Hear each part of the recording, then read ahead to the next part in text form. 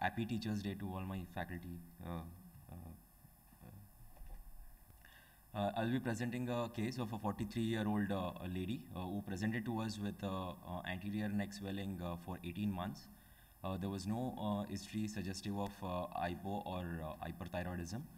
There were no pressure symptoms in the form of dysphagia or difficulty in breathing. There was no history of loss of appetite or weight loss, and her menstrual history was normal.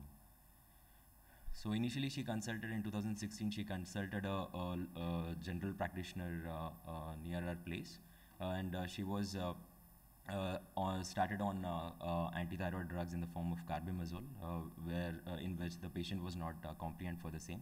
And she also took homeopathic medication briefly. And in 2017, she came to our OPD, and at that time she carried a report which showed her TSH was suppressed, and she was at that time on carbimazole 5 mg per day. So past history was nothing significant, and family history again is nothing significant in this case. So on examination, her vitals were stable. General physical examination was normal. Local examination of the neck, there was a smooth nodule of smooth single swelling, 3 × 2 centimeter, which moves with deglutition. All the borders were felt. The lower border was also felt. The right lobe was not palpable. The trachea was central. Bilateral carotids were palpable, and there was no lymphadenopathy.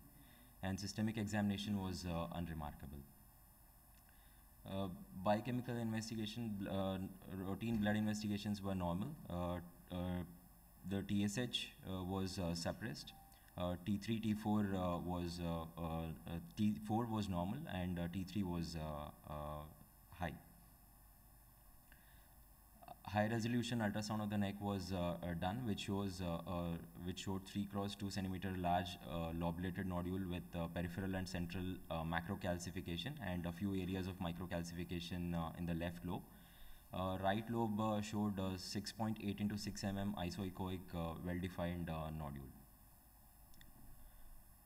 Thyroid scan was done, which revealed hyperfunctioning left thyroid lobe with photopenic area in the lower pole of left thyroid lobe, and they made a provisional diagnosis of AFTN. So this is the thyroid scan image, which shows uptake in the left lobe of thyroid. So with this, we made a diagnosis of left autonomic functioning thyroid nodule, and our plan was left hemithyroidectomy. She underwent left hemithyroidectomy. Left lobe was found to be enlarged, which was 3 × 2 centimeter, with increased surface vascularity. There was left level 3 lymph node, which was 2 × 2 centimeter, which was also excised. Both the parathyroids and the recurrent laryngeal nerve was preserved. So the specimen, it weighed 31 grams. The measurements were 6.5 × 4.5 × 3 centimeter. On cut section, there was a 3 × 2 centimeter calcified nodule with cystic area on left lower pole, and 2 × 2 centimeter lymph node in the left level 3. So this is the surgical specimen showing the nodule in the lower part of the left lobe, and this is the cut section, which shows calcifications as well. So histopathology was a colloid nodule. Her post-op period was uneventful. She was discharged on post-op day 3.